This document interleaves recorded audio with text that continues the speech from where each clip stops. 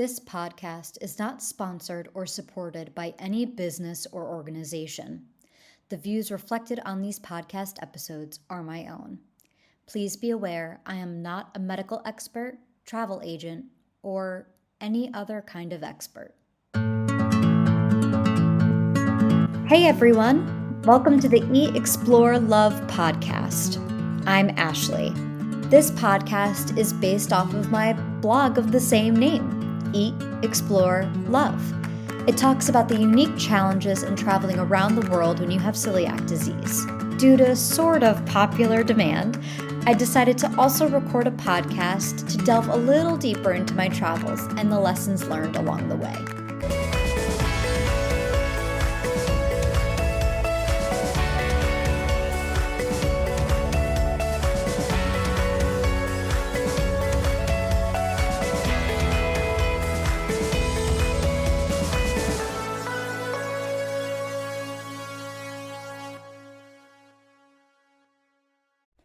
On this week's episode, I am chatting with Noel Russell, CMO of Whimstay. Whimstay is an affordable vacation rental platform for last-minute rental properties. Noel's story is incredibly inspiring and amazing as she makes sure traveling in all its forms is accessible for everyone. Enjoy another episode of Eat, Explore, Love, the podcast.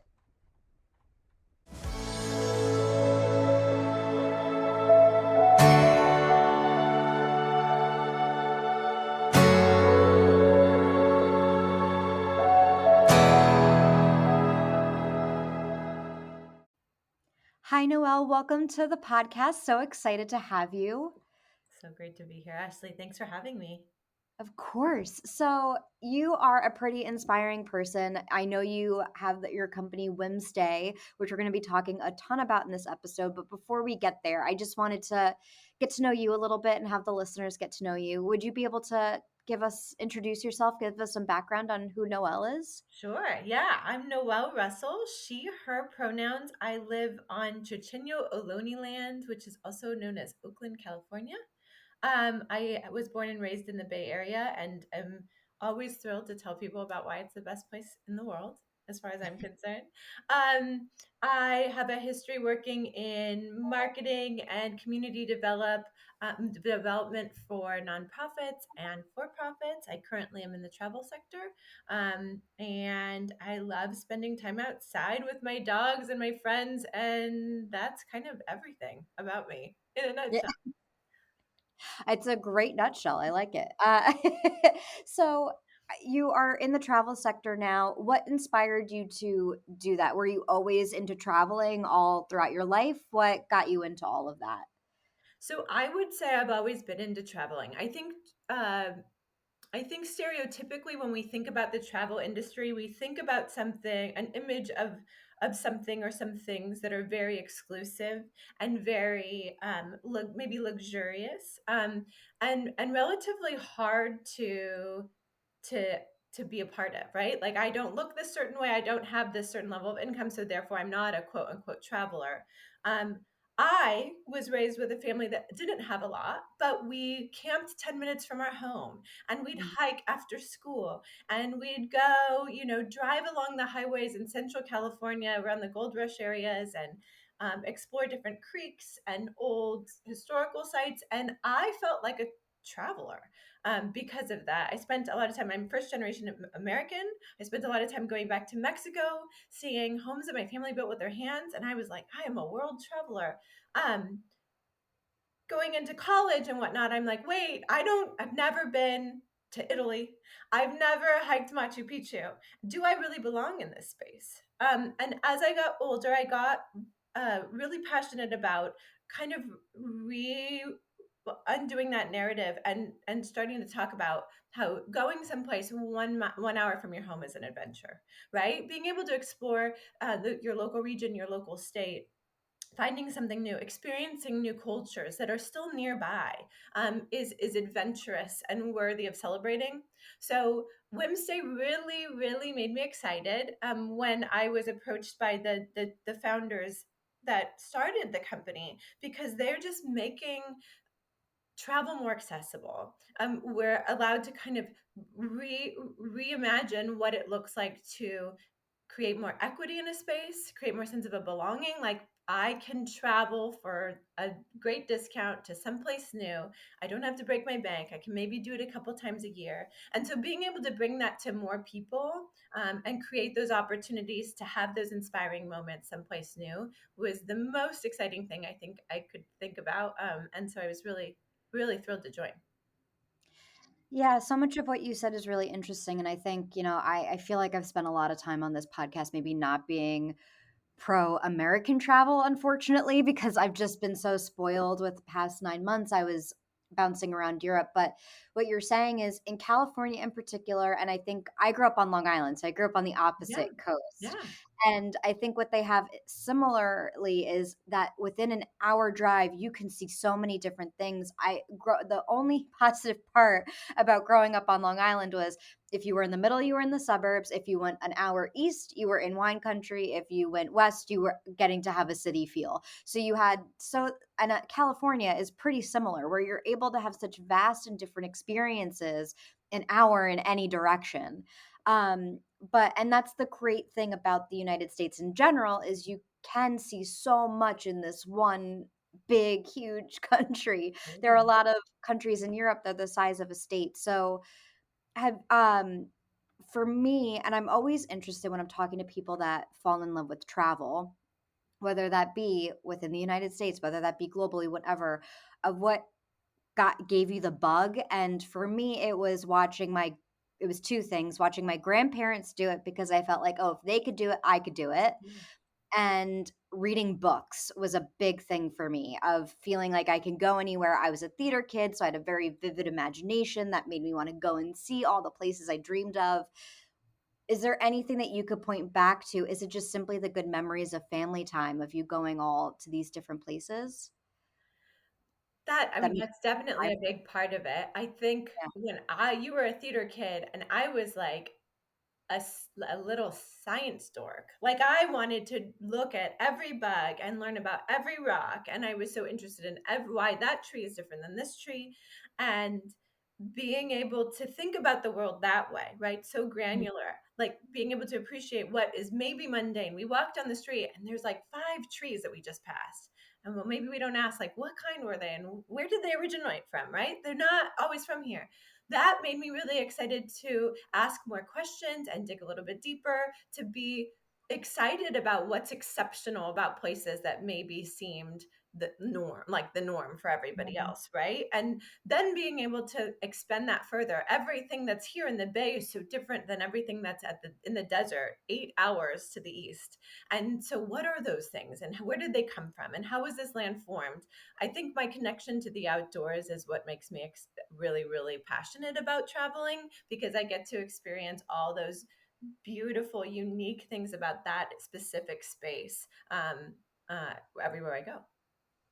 That's a really beautiful way of looking at the world. I don't mind bugs. That's not the issue. I'm like, I get too hot. I get too cold. Like, I'm not a nature girl. And I wish I was because Yeah. people that are nature people feel so much more at peace to me energy wise.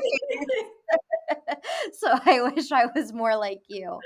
But you've mentioned Whimstay. We've talked about it a couple of times. But how did you come across the company? Did you use tell me a little bit more about Wednesday because I'm totally ignorant and coming in blind Cool.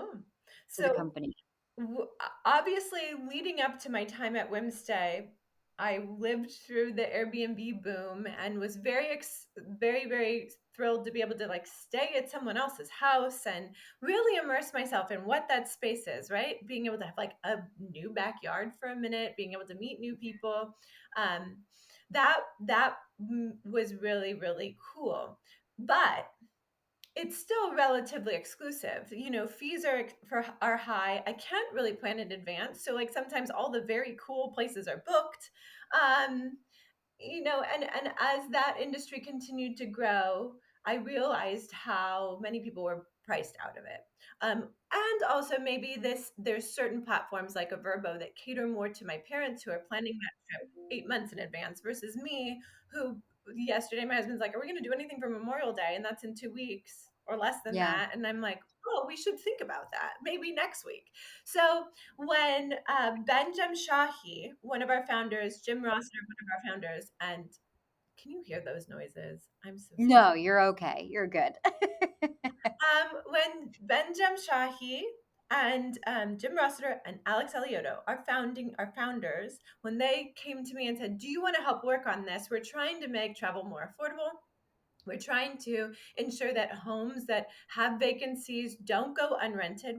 We're going to convince people to give a little bit to get a little bit, right? And bring more people to this experience that is travel." And I said, absolutely. That is a product that's for me. That's a product that, frankly, is for my family. I really want to be able to give people more experiences of like waking up someplace new and hearing new birds outside of your window and seeing something on your walk that you hadn't seen before. And I had a very pivotal experience as a child that is truly the reason why I'm at Whimstay, because it's what made me realize that travel can really shift who you are and how you think of yourself in the world. And if you want me to share that story at some point, I can. But that's really the reason why I was really honored to be able to help, make this brand more aware to people that want to get out and explore someplace new. Yeah, I mean, if you don't mind sharing that story, I would love to hear it. I mean, it's a podcast. We have all the time in the world. Yeah. So Whimstay helps people get great deals on vacation rentals that otherwise would go unrented, right? So homes that, maybe it's in the middle of the week, maybe it's off season, no one's staying there. There's a statistic that says that over 50% of vacation rentals go unrented every night. To me, from Okay. like a resource perspective and like sharing economy mentality, that's a big bummer. Like that is a place that could be filled by a family that's never been there or a young person that wants to explore someplace new, and instead it's just sitting empty. When I was little, very little, again, back to first gen American, we traveled, quote unquote. I'm doing air quotes because I believe it's real travel, but some people are like, Yeah. "It's not." So we would spend a lot of time exploring our local air region here in California. Tahoe is about 3 hours to the east of me, Lake Tahoe, and it's the most beautiful place in the world. And it's very expensive. And so when Mm. I was little, sometimes we would go there and we would camp and we would fish, but never did we stay in a place with like four walls and a roof that wasn't a camper, my Mhm. grandpa's camper. Uh, a woman at our church had a vacation rental cabin that I guess someone canceled on. Anyways, it was available for a full week during my school year.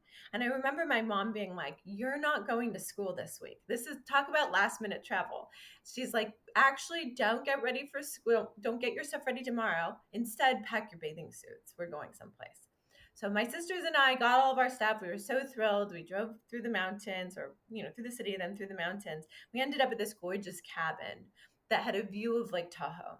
And it had a lofted bed area that I got. And being the eldest of like 1,000 cousins, I truly never had my own space. So not only do I have my own space, but I'm in this little nook at the top of this cabin. And I woke up the next day and I opened my windows or my curtains and I saw a view of the lake from my bed. And I remember at that moment thinking that I'm worthy of so much because Mm. this experience feels luxurious. It feels like a once in a lifetime experience. It's so new and riveting and I deserve it. And I'm here in this moment. And I remember telling my mom, I'm bringing all my cousins back here one day. Like I'm going to make money. I'm going to rent a place like this and I'm bringing everyone to see this space. That experience shifted how my own sense of worth, what I wanted to do more, right? I want to see that view. What's the other view I can wake up to? And I Mm. wanted to bring people along with me. And so when I hear about Whimstay, I think about that story, that there's thousands of kids, hopefully, that are able to have this same experience where they wake up, they throw open their back door and they have a pool for a couple of days, right? Or they can go, on a hike nearby, or they can go to Disneyland 15 minutes away, right? This is so exciting. And everyone can afford it. It's not something that you have to make big sacrifices for. Instead, you can do it maybe more than once, right? And so when I was approached about the idea of Whimstay, I remembered that moment, and I was like, we're going to do that for everyone, hopefully. That is an amazing story, and one that I appreciate very much, because I've been talking with friends, and a big thing that stops everybody I talk to about traveling is the money factor. That and listen, Airbnb, I've stayed almost exclusively in Airbnbs Yeah. for the last 9 months. So I'm not, they provided for my extended stays. I was able to get what I needed, but they're becoming just as expensive, if not more so, than hotels. Yeah. And it's getting a little ridiculous. And in hotels, at least my bed gets made and I can have a free breakfast in the morning. Mhm. So it's I appreciate that, Whimstay is out there to now help keep the balance alive and keep the dreams alive. I mean, it rejuvenates seeing my sister. She is just turned 17, and every time we would bring her someplace, because she has older sisters that are much older than her and can, it's so nice to be able to see how much it inspires her and motivates her Yeah. of when she comes back and she's like, okay, and basically what you said of, okay, I'm going to make money one day so that way I could just take my sisters and Yeah. we can go on things together. And from the best thing that I got to do in my life was treat my mother to trips of like, thanks mom for all that you've done for me. I'm taking you to X location now and Amazing. we're going to have time together. So that's so nice that Whimstay is making that possible, because I wish my parents or the internet was a thing enough where that could have existed and my parents could have. Totally. And to your point, Airbnb is pricey. It is also there for a reason, right? Whimsy is last minute travel. Next 30 Mm, days, best deals. That's not going to work for everyone, and that's not going to work for every instance. For right. you and I, it might work for like the Memorial Day weekend or the week after that, but we also might want to be planning that trip for our mom, and she's going to want a little bit more advance notice, and we might be planning that for Labor Day or after that. That is a good, we always pride ourselves on complement, don't compete. So we don't Right. compete with Airbnb and Vrbo.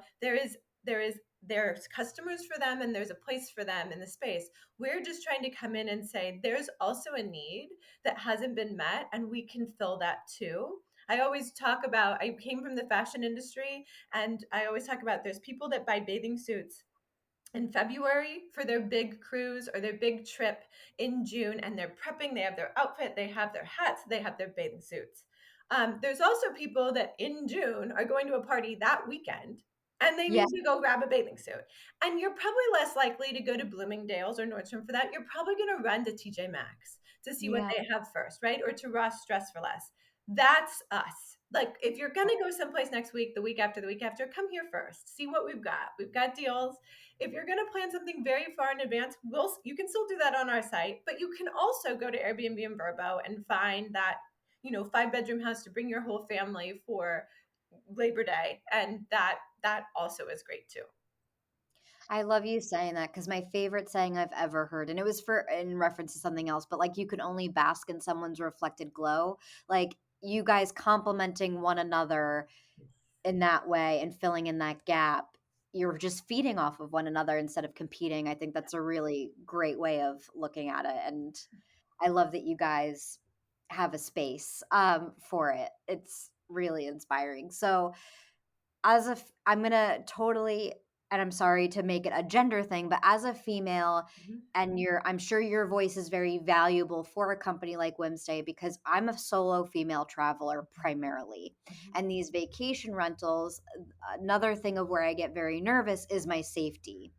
So, how is there a thing that Whimstay is able to do to kind of help? Is there any input that you're able to give in those business meetings that I'm sure you guys have behind closed doors Mhm. that help make that aware and make it safer for women that are wanting to travel and have a little vacation and feel safe while doing so? I love that question. I have also worked mostly in adventure and travel for the past decade, and that is always the most sought after subject matter, right? Like, how do I feel safe going on a hike by myself? How do I safe traveling by myself? In our space, it's very, very important because, frankly, you're going and you're like falling asleep at night. You're changing your clothes. You're doing very intimate things in a space that is not your space. We work with professional property management companies currently. So we do not work with individual hosts yet. When we Okay. do, we have a lot of checks and balances in place to help reduce risk and make sure that we can stand behind the hosts that we're going to be working with. For the time being, working with property management companies helps us feel very insured about the redundancy in risk reduction, protection, liability, right? We all very much care, and um, there's a lot more infrastructure to the property managers that are taking care of the properties that we rent out. So that's one assurance. We also spend a lot of time vetting our property management companies and following up with them. Our account management team is super duper vigilant on being in touch, giving feedback.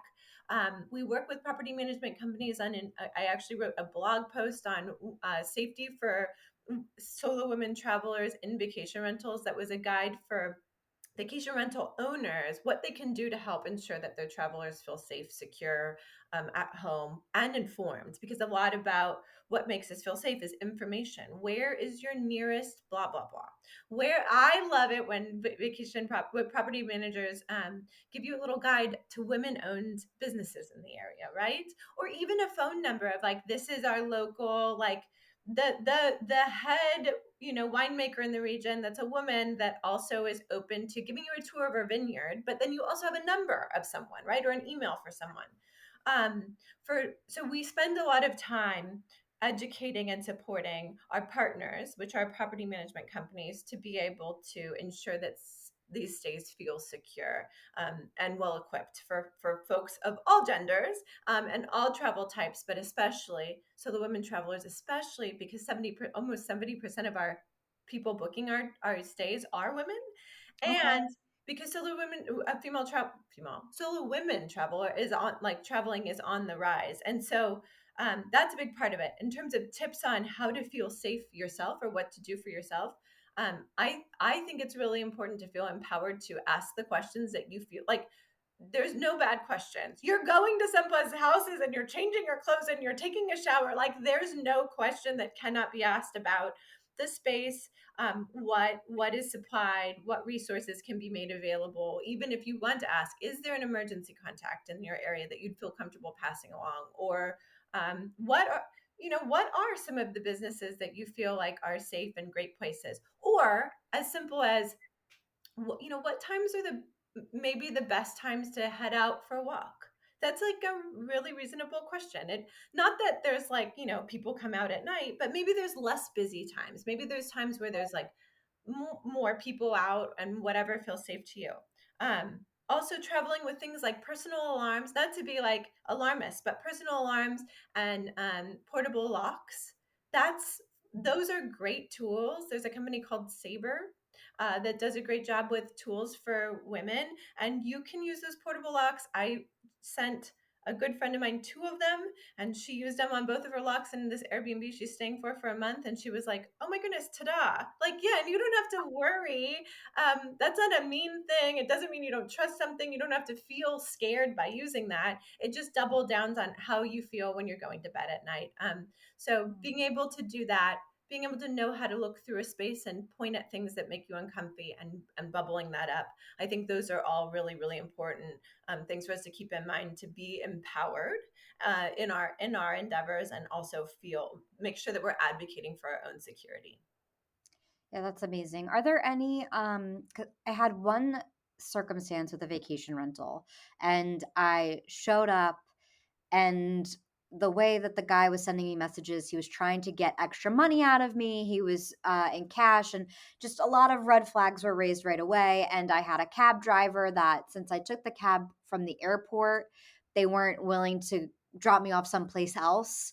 So they were like, no, I have to drop you off at this address. So just a lot of things that were very nerve wracking and very scary. Are there any Is there anything that someone should do before they are leaving, like the night before they're getting on that flight and going someplace, just to make sure that where they're going is the safest place possible? Any trigger questions that are really good to be like, okay, bad feeling, good feeling, what have you?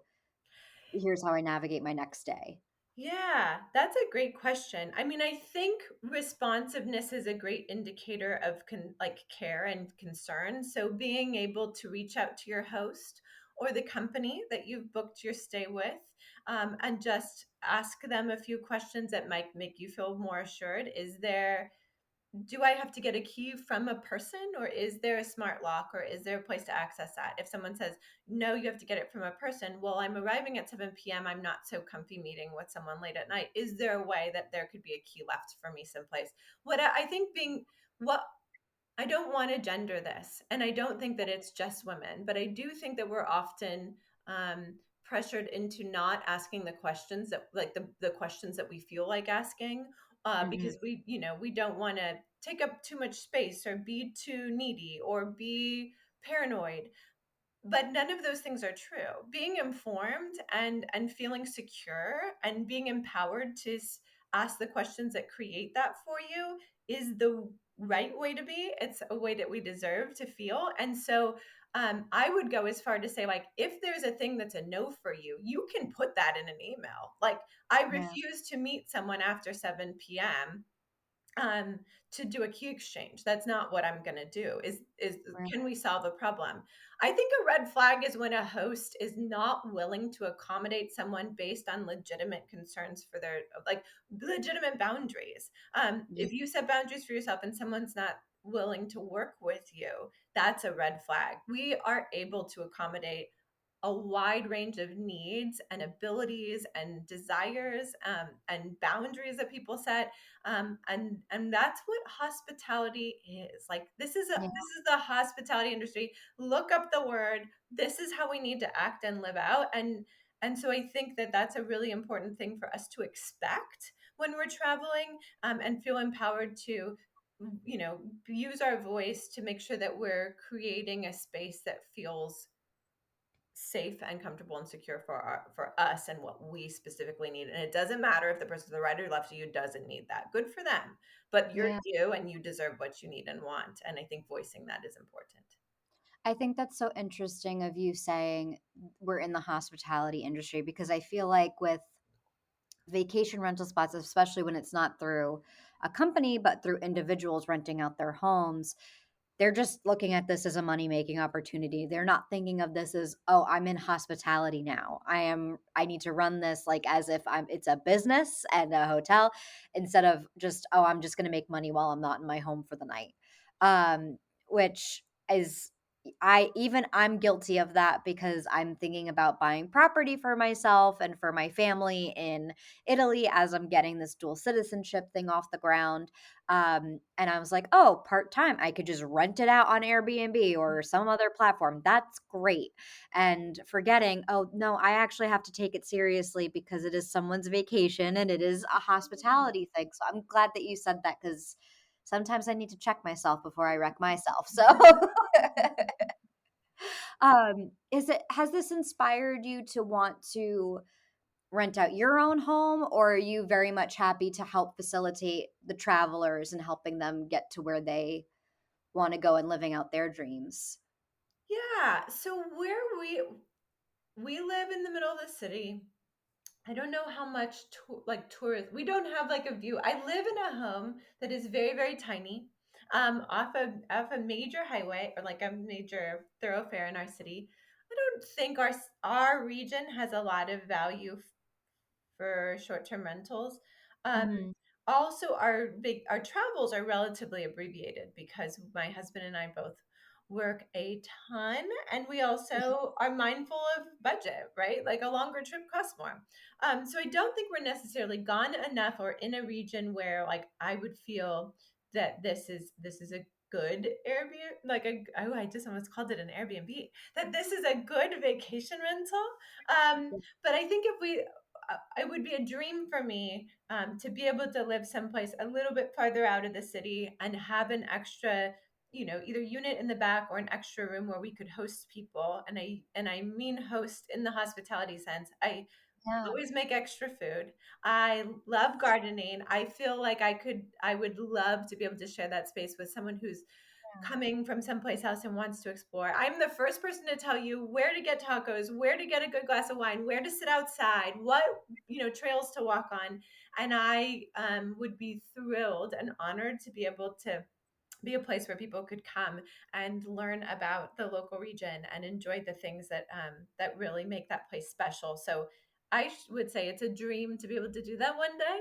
I think our little home in the middle of the city isn't the place for that. Yes. But one day there will be a space, I think, that we'll be able to do that. And when we dream about moving out, that's always something in the back of our mind, like, oh, we could create this great space that people could come and enjoy. So I hope to be able to do that, as I really am passionate about what this industry can do for people, and not just travelers, but for property owners themselves. There are folks that, like, this is something that they're passionate about, and or this is how they can afford that extra bedroom maybe. And I Yeah. and I really think that it's important that we focus on the win-win here. More Yeah. people being able to get out, and more people being able to make a little bit extra off the space that they have available.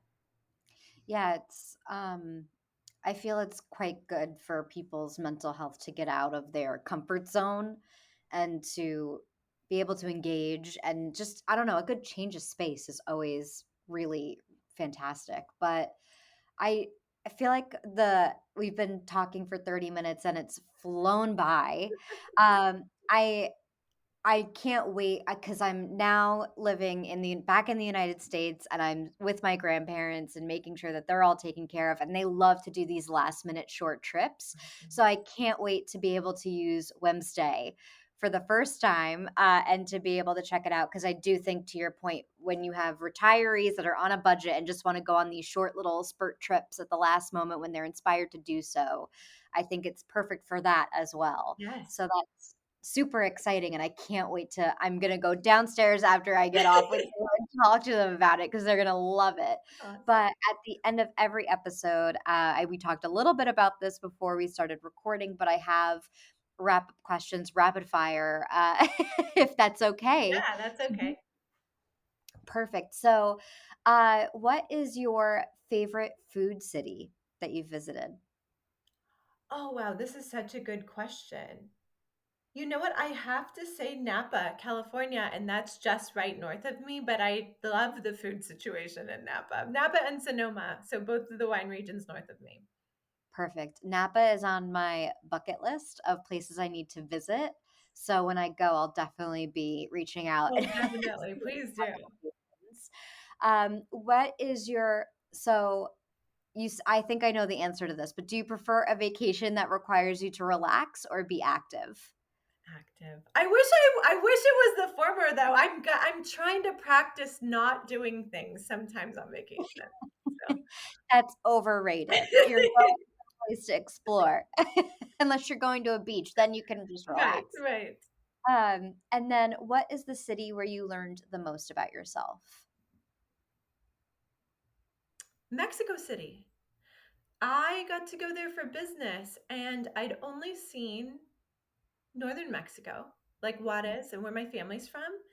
And Mexico City was so spectacular to see, amazing restaurants and museums and just this very, very, very urban culture in the middle of or not in the middle, but in a country that I had only had this like country experience of. I had only been, where there's a lot of desert and canyons and little towns, and then I got to be in a high rise Oh, and wow. yeah, like and it was just a really really epic experience, a really dignifying experience to be like a Mexican at a five-star restaurant with Mexicans serving you and cooking food for you. I think as a first-gen Mexican American born and raised in California, it was quite an elevating experience to have this like cultural, you know, intellectual, luxurious experience in the country where my family is from.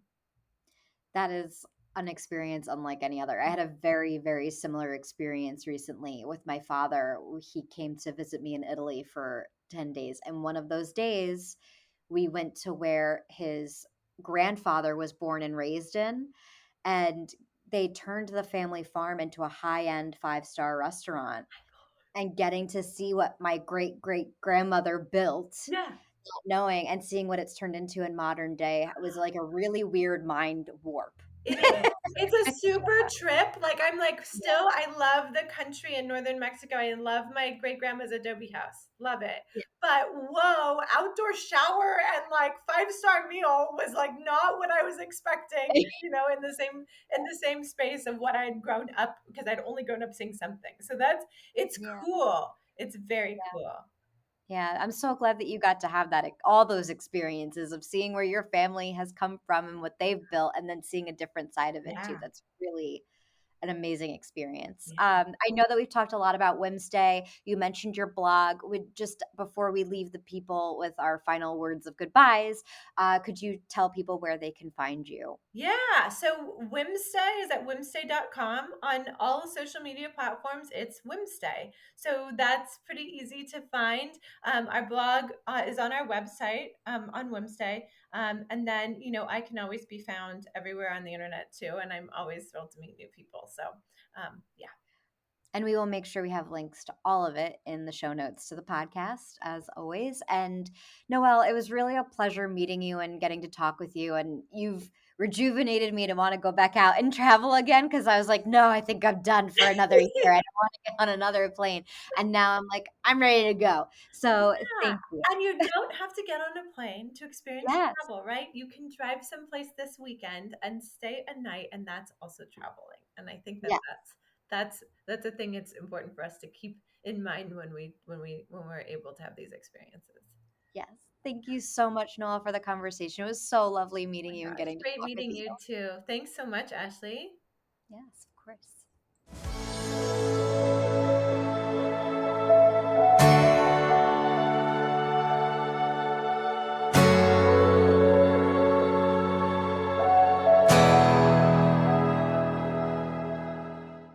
Thank you for joining another episode of Eat, Explore, Love, the podcast. Make sure to check out Whimstay for your last-minute vacation deals. The link to the website is in the show notes.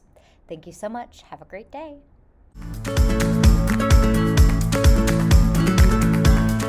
Thank you for joining me this week for all the fun journeys and lessons learned on my big adventure called life.